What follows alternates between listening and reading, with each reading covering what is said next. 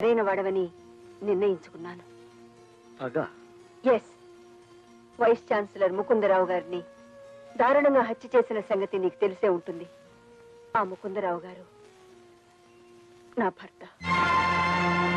ఆ కేసును పరిష్కరించడానికి నేను శతవిధాలా ప్రయత్నిస్తుంటే డబ్బు పరపతి అడుగడుగున అడ్డుపడి సాక్ష్యాలను తారుమారు చేస్తున్నాయి. నాలో ద్రోణాచార్యుణ్ణి చూసి నువ్వు తప్పు చేయలేదు పృథ్వీ. తన గౌరవాన్ని నిలబెట్టగలిగేది ఏకలవ్యుడు కాదు, అర్జునుడని భావించినట్లే నా ఆశయాన్ని నెరవేర్చగల శక్తివంతుడివి నువ్వేనని గ్రహించాను. నిజానికి ఇంటర్వ్యూలో నువ్వు ఎస్ఐగా సెలెక్ట్ అయ్యావు. కానీ ఈ కేసులో నిన్ను పోలీస్ ఇన్ఫార్మర్గా వినియోగించి దోషులు పట్టించాలనే ఆశయంతో నేనే ఆ పేరు కొట్టించి వేశాను. మేడం, నేరస్తులు నేను ఉరుకమ్మ వరకు నడిపించడమే మీ ఆశయం అయితే అది నేను నెరవేరుస్తాను.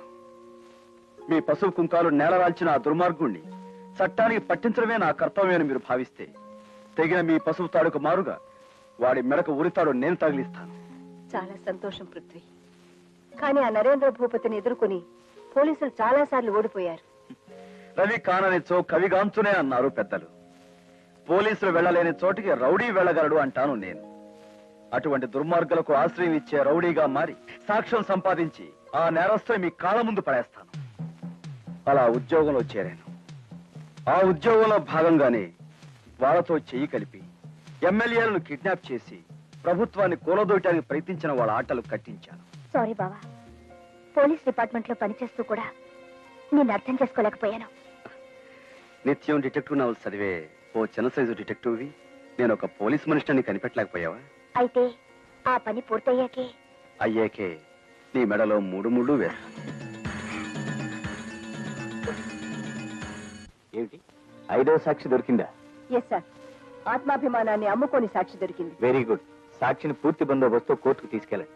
ఇంతకీ ఇప్పుడు ఆ సాక్షి ఎక్కడుంది? నా పర్మిషన్ తోనే ఆ అమ్మాయి ఓ పెళ్లికి అటెండ్ అయింది. రాగానే నా కస్టడీలోనే ఉంచుకుంటాను.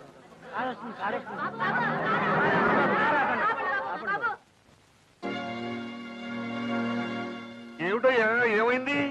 ఈ అమ్మాయి నీళ్ళలో దూకి ప్రాణం తీసుకుపోయిందండి. కారులో ఆసుపత్రికి తీసుకెళ్ళండి బాబు. వీలేదు, మేము వేటలో ఉన్నాం. తప్పండి. తప్పు జన బాబు, ఆపదలో ఉన్నప్పుడు అలా అనకూడదు.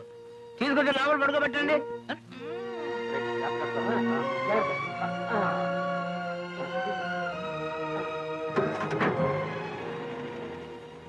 ఏంటయ్యా ఇది? కాళ్ళ తీసి నెత్తికి రాసుకున్నట్టు ఆత్మహత్య చేసుకోబోయే దాన్ని తీసుకొచ్చి కారులో ఎక్కించావు. నేను ఎందుకు ఈ పని చేశాను ఒక్కసారి వెనక్కి తిరిగి ఆ ఫిగర్ చూడండి. పిల్ల బాగుతాయా? ఈవిడే మీ 3వ పెళ్ళం. ప్రొసీడ్.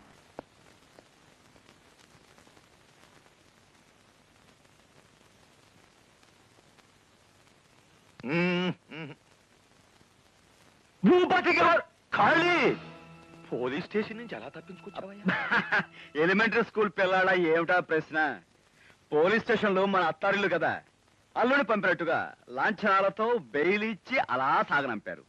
కాకపోతే చేతికి చిక్కిన ఎమ్మెల్యేలు క్షణంలో చెయ్యారిపోయారే అని బాధగా ఉంది. నేను అదే బాధపడుతున్నానయ్యా. కానీ ఈలోగా ఇంకో కొత్త బెడదొచ్చి పడింది అయ్యా. అయ్యి బాబోయ్, ఏమిటది? మా తమ్ముడి మర్డర్ కేసులో 5వ సాక్షి నాగమణి చేతికి చిక్కింది. ఆ సాక్షి గనక కోర్టులో నోరు విప్పితే మా తమ్ముడు గొంతు శాశ్వతంగా మూతపడిపోతుంది. ఈ గండం నుంచి బయటపడాలంటే ఒకే ఒక మార్గం ఉంది ఖాళీ. ఏమిటో చెప్పండి. భూకంపం సృష్టించైనా సరే ఆ పని పూర్తి చేసుకొస్తాను. ఏం లేదు, రేపు మా తమ్ముడిని కోర్టులో హాజరుపరుస్తున్నారు. వాడు పోలీసు వ్యాను దిగి కోర్టు మెట్లు ఎక్కకుండానే నువ్వు మా తమ్ముడిని తప్పించాలి. తప్పిస్తాను, శాశ్వతంగా తప్పిస్తాను. ఖాళీ అంటే నా ఉద్దేశం పోలీసు బారి నుండి తప్పిస్తాను అని. వస్తాను. థ్యాంక్స్.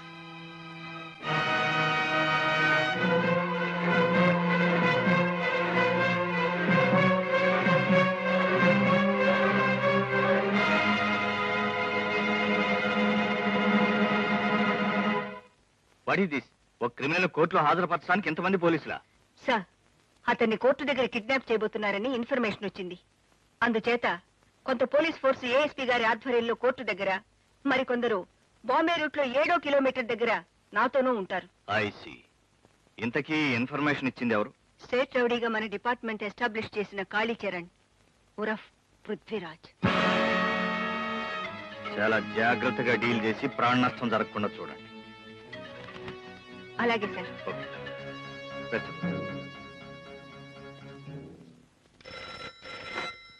హలో, నేను డిఐజీని మాట్లాడుతున్నాను. మీరు స్టేట్ రౌడీ అనుకుంటున్న ఆ కాళీచరణ్ పోలీస్ ఇన్ఫార్మర్. అతని అసలు పేరు పృథ్వీరాజ్.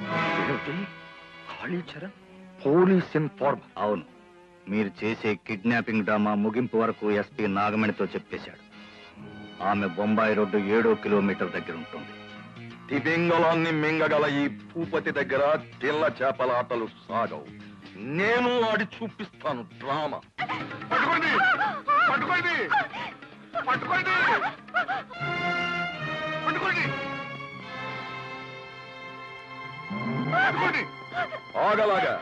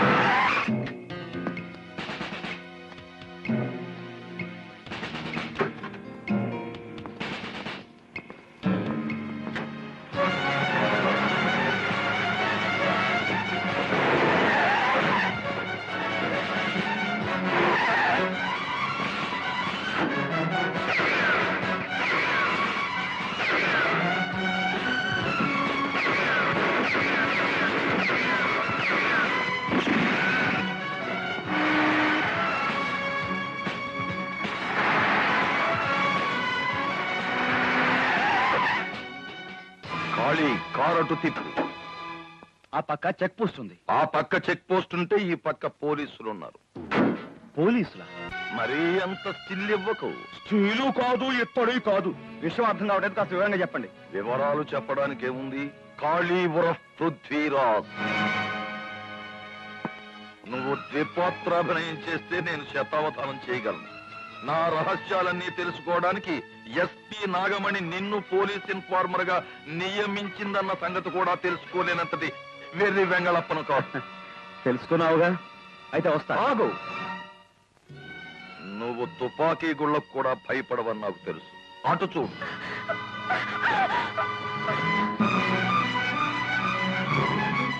భారతంలో భీష్ముడిని చంపడానికి అర్జునుడు శిఖండిని అడ్డు పెట్టుకున్నాడు. నేను ఈ శిఖండిని అడ్డు పెట్టుకుని నిన్ను మట్టు పెడుతున్నాను.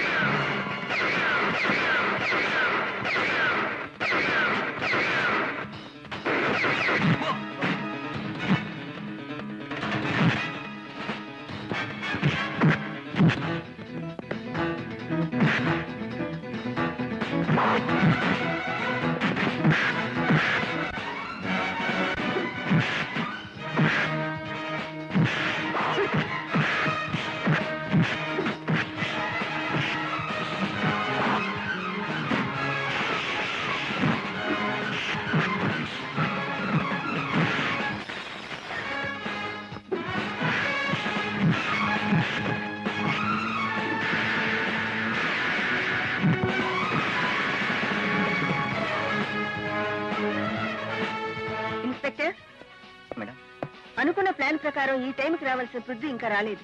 ఏమైనా ఆటంకం జరిగిందేమో. నేను వెళ్ళి చూసొస్తాను.